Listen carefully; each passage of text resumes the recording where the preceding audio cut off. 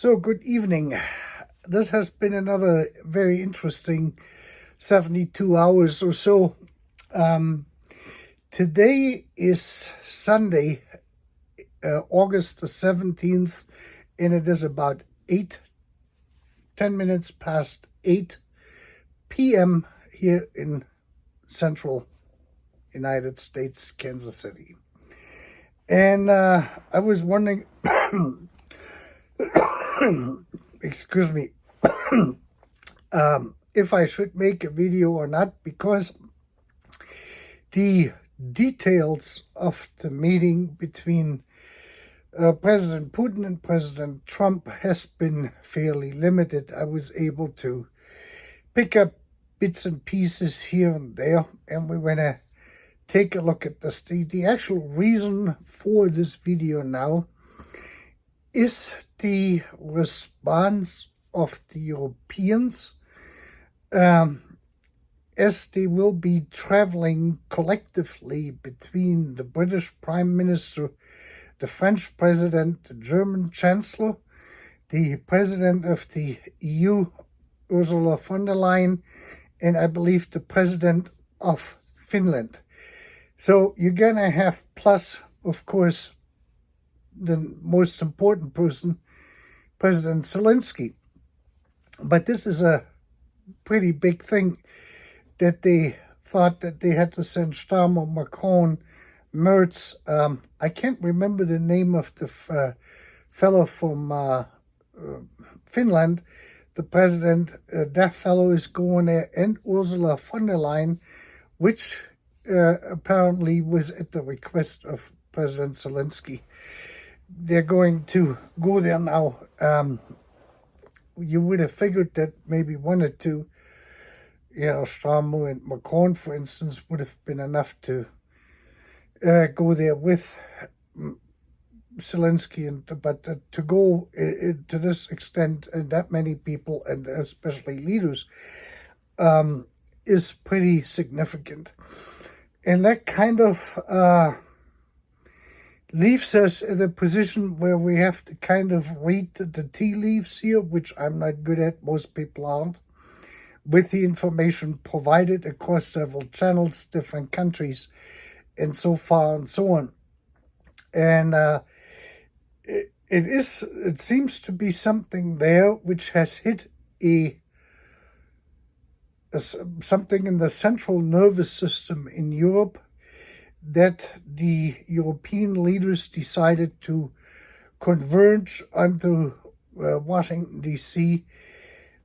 by the numbers, like what we're going to see here tomorrow with President Zelensky in this whole process. Now, the good thing is, and if you have watched my channel for some time now, is I have said this early on, that I was lacking the side that anyone was actually going to talk about peace, because for the last 3 years we have talked primarily about what weapons the Ukraine is going to get and that sort of stuff, and it kept getting bigger and bigger and bigger.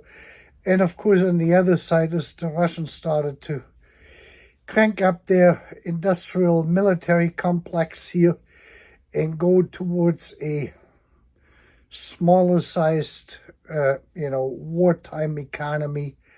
And of course, anytime you do this, when you convert your regular economy over to a wartime economy, of course, the consumer side of this whole thing falls out.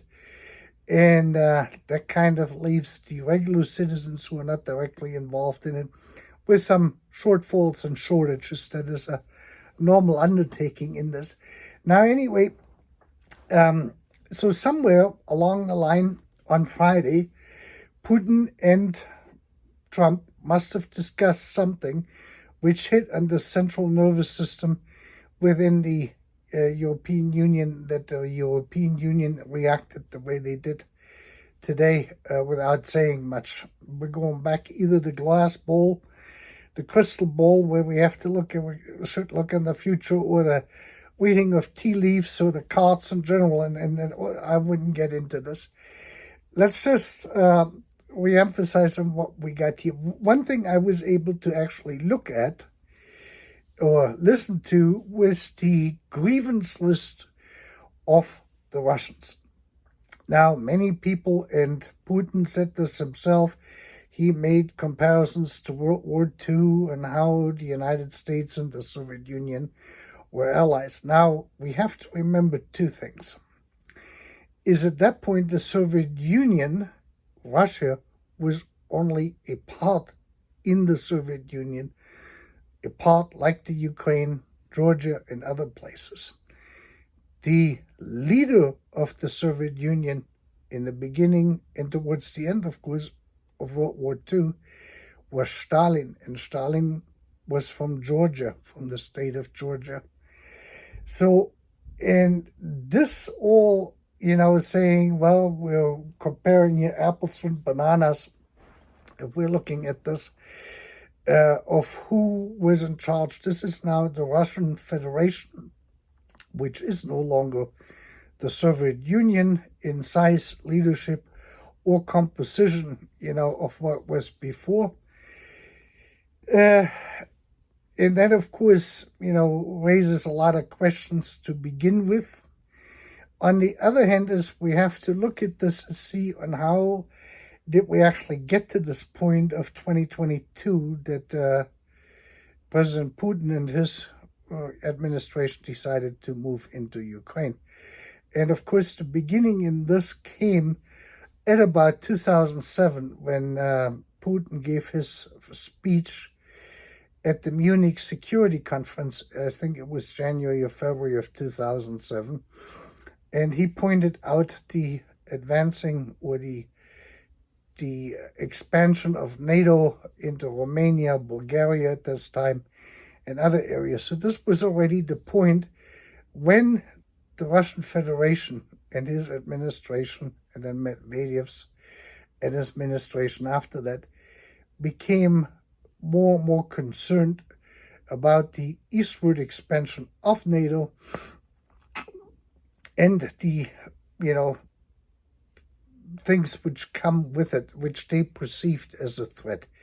Of course, I have to say this as a European and as an American, this is a whole bunch of nonsense, because the NATO is not it's a defense alliance, not an aggressor alliance.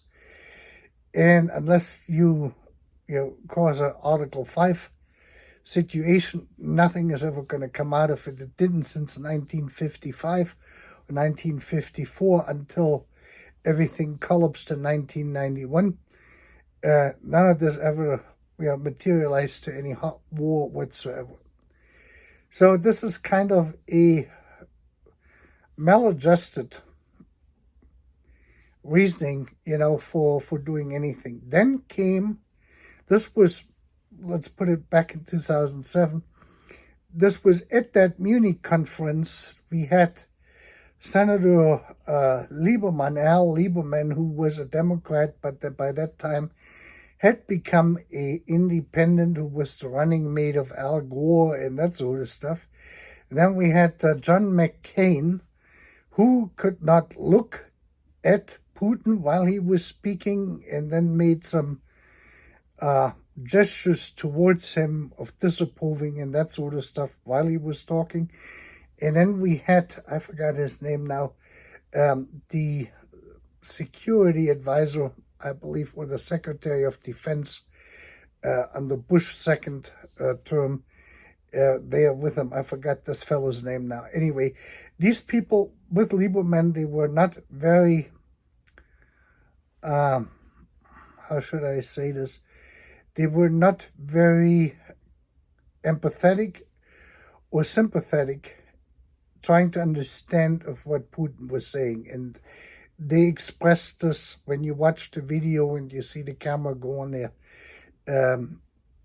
in gestures, and making faces and that sort of stuff. All three of them. And that was, I think, the determining point where all of this went south. Then came Obama and the Obama administration, and Obama turned the Middle East upside down in the beginning. That caused Putin quite some problems there too. And we know how this whole thing then evolved into ISIS and the Syrian war and everything else what came with it. And who took what side in this, we're well aware of this stuff. Anyway, so this is like the prelude to what was coming. And then with Obama and Biden's whatever dealings they had over there, especially Biden in the Ukraine at that time, 2008, 2010, 2012, with his son Hunter, whatever there transpired there, that caused then, or was part in this revolution, and that Orange Revolution, Maiden Revolution, which then provoked Putin to invade more or less Crimea and the Luhansk region, I believe, or Donetsk region, at first, at that point at around 2014. And the result out of that was that the Obama administration then basically put sanctions on Russian-owned property here. That means owned by the Russian Federation, buildings and properties and whatever they may have here. And this all created some more frictions. And then we know the whole thing what transpired with Hillary Clinton and Trump. Then came the collision, or not a collision, with the Russian collusion, and Hillary's email leaks by WikiLeaks, and we remember those days quite well.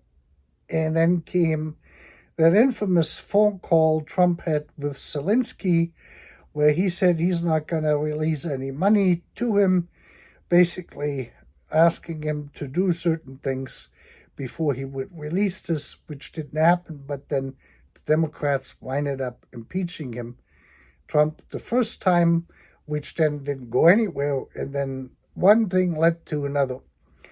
And that culminated then in 2020 with the possibility of having a botched election by the Democrats. They stole it. They didn't steal it. Who knows? They stole the elections. And that was then, the outcome was then January 6, 2021, with the storming of the Capitol by 500, 1,000, or whatever number of people it was, who then later on got all prosecuted and now basically all pardoned by Trump. And this whole scenario has spilled into the Russian-American relationships. Now, the most interesting thing, and that is important, what Putin actually said was that he took up the statement President Trump usually makes, as if I would have remained president, or if I would have been president in 2020 and thereafter, Russia would have not invaded the Ukraine from where they were at that point, with Crimea being occupied and Luhansk and Donetsk regions being annexed to the Russian Federation, to whatever part they had at that point. So he said now exactly the same thing at the press conference, that if he agrees that if President Trump would have been president, not Biden, that the invasion would have never taken place. So now both presidents, Trump and President Putin, have a grievance against the Democrats. The rigged election, the email leaks, the whole Russian intrusion thing, January 6th riots, then the whole impeachment, and then basically the whole coming about of the presidency of Biden. And so all of this is now culminated. So now these two figures have basically a common core issue, and that is the Democrats and Biden. And if you know, and if you have listened to the European leaders, every one of them has said Biden, the Democrats, is the absolute standard in democratic values and all of this stuff, and we share the same values. And now you get two sides. You got Trump and Putin, who are not fans of the Democrats or necessarily their value system, because if you listen to either one of them, they have caused nothing but havoc. We had this whole story with the Biden laptop and Hunter's laptop and Hunter's tax evasion, and he got all of this stuff. It's hard to tell what is true, what is not true, and anything. Anyway, this is now the underlying cause of this. What needs to be remedied there, what they're trying to correct. And of course, Europeans now think this is going to come at the back of the Ukraine. In 2018, 2019, it was Trump kept saying that Zelensky in the Ukraine was one of the most corrupt states because of this whole thing in there with, with Biden's involvement over there on a business side and everything else. And the story goes on and on, basically. That was a problem, and they wouldn't get this. But in the end, it was Trump who gave Zelensky the infamous Javelin missiles, which basically changed the entire special military operation Putin had launched against the Ukraine in 2022. And so in this, and this is why he agrees, because if Trump would have been president, they may not, who knows what they would have done. But this is how complex this all is. So everyone has their own grievances in there. And this is like a big smorgasbord. There's like so much stuff on there. You can hardly digest any of this. And we will have to see now tomorrow of what the Europeans want out of this, the security guarantees, and so far and so on. And my feeling at this point, this is not based on any firm knowledge or I have reading the tea leaves or any of this stuff. The question here is the security guarantees, and then the question is, how is President Zelensky and the Ukrainian people are going to respond to the demand of Russia, of the Russian Federation, of Putin and this administration, to surrender basically now all the occupied territories, plus some areas in Luhansk and Donetsk, which they have not occupied yet. And that is going to be a big question. I mean, if I put myself in a position like in the Ukraine, the Ukrainians are probably worn out from the war. But then on the other hand, as you're going to say, this is a lot of territory. I would say on the map, it looks like this is about a quarter, 1/5 to a quarter of the entire land mass of the Ukraine. It's a pretty significant chunk. If they would have said, well, Luhansk and Donetsk, of what they had since 2014, basically occupied, next to Rostov-on-Don, then that would be probably a very small area. It would be 1/20th or something like this of the Ukraine, depending on what kind of natural resources they have there and that sort of thing. But this is kind of all what comes together here. So we have this, now this is going to turn into a committee, basically what we're seeing, which has to resolve grievances. And these are pretty significant grievances. Whether you take President Trump with his grievances against the Democrats, you can take now President Putin and his people with their grievances against the Democrats. And, so they're going to join. They have a natural common ground in their dislikes, because they're both seeing the problem of how everything came about in two people, and that is Obama and that is Biden. Whether that is correct or incorrect, I do not even want to put that on the table. This is how they're looking at this.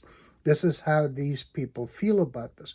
There's resentments involved, pretty deep resentments, and forgiveness is not a on the table there in that sense between political parties or political, personalities which were involved in this stuff. And looking at Zelensky and his interaction with Biden and Obama to a certain extent lead him or make him very vulnerable, towards both of them, Trump and Putin. And Trump's like or dislike for European politicians because of their love relationship to the Democratic leaders. We all remember this when remember that distinctly when Obama went and spoke in Berlin during the campaign here in the United States for the 2008 election. I can't remember if I watched this on ABC or NBC, one of the news channels, and I remember the newscaster, even for Americans, then was the NBC guy, said, Obama is going to be elected or not elected in the United States, not in Berlin, because he had like 300,000 people, 100,000 people there, where he gave a speech in English, and all of these people, these Germans in Berlin, were listening to him, and this was like he was the Messiah who came out of God knows from where, who knows. But this is how Germany looked at it, and then this whole thing what came with it. And this kind of caused a whole bunch of sore victims here in the United States, to just put it plain blank, among the regular people and very few people within the Democratic Party, but it annoyed a lot of Republicans here, to put this in another perspective.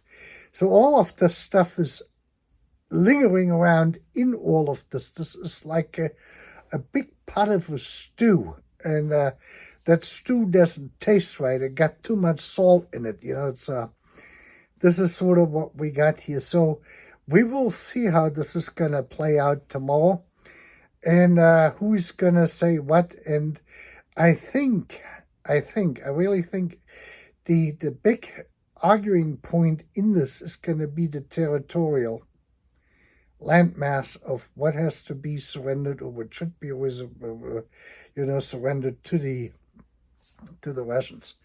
Once they have worked their way through this, I'm not sure how they're going to do it, because there's no clear winner at this point, except that the Russians have made gains, and the Ukrainians, because of a lack of the Europeans, primarily, and the Americans, Biden in this case, for not enough weapons, sending enough weapons over there in the last 3 years, to regain territory back in the other direction. We all remember of what kind of a drawn-out process this was, of what weapons they're going to get or not going to get. We didn't want to, and all of this stuff. So there is, at this point, with the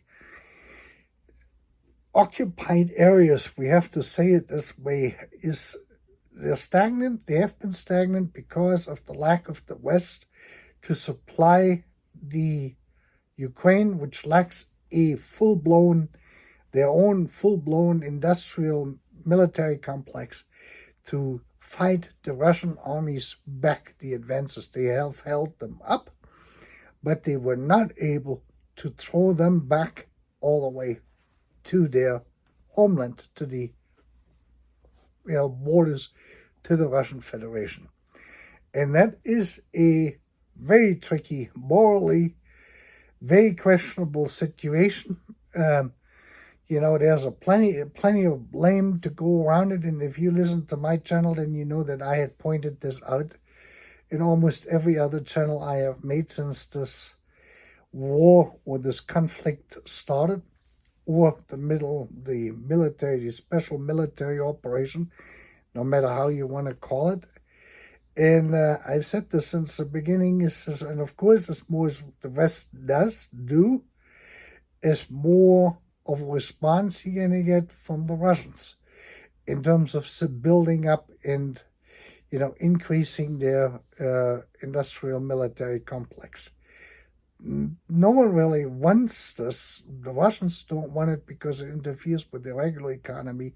Like I said, and that causes problems for the average citizen in their daily lives. And of course, the Ukraine already is completely turned upside down in this, as a result of this. This is not, we understand of who invaded who.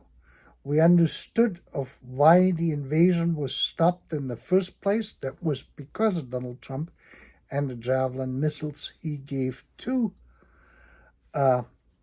Zelensky's troops back then. And they were the only reason that they were able to throw or stop the invasion, the original invasion, with this long convoy of military vehicles moving towards Kiev in that early, or late February of 2022.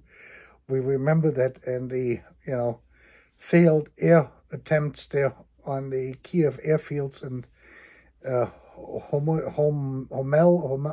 the Air Force base there, the airport they had there, where the whole thing was where the Russian Air Force was trying to get into, and they couldn't because of the Javelin missiles and that sort of stuff.